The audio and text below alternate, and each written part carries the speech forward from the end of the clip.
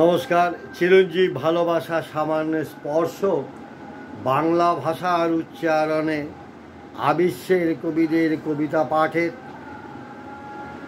2192তম video.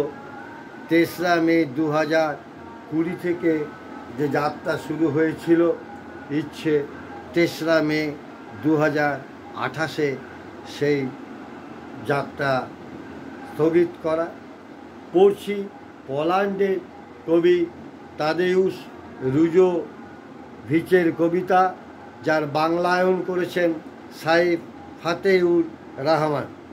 তাদেউশ রুজোভিচের জন্ম October 9, 1921, মৃত্যু April 24, 2014-তে। 92 বছর বয়সে তিনি মৃত্যুবরণ করেন। তিনি নাৎসি বাহিনীর প্রতিরোধ আন্দোলনে অংশগ্রহণ করেছিলেন। এটিও তার জীবনের উল্লেখযোগ্য স্মরণীয় কাজ। কবিকে আমার শ্রদ্ধা।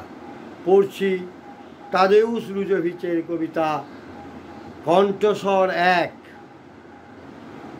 ছিঁড়ে খুঁড়ে ঠুকরে ফেলে তারা একে অপরকে, বাক্যালাপ করে নীরবতায়। জীবন যাপনের জন্য আরও একটি অতিরিক্ত জীবন যেন আছে তাদের।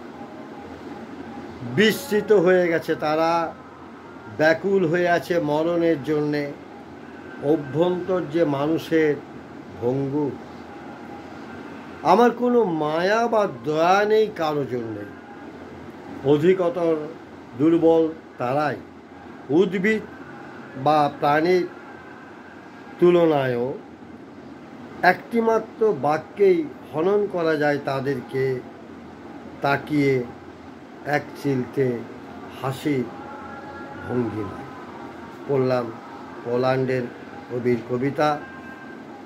কবিকে আমার শ্রদ্ধা, শুভেচ্ছা ও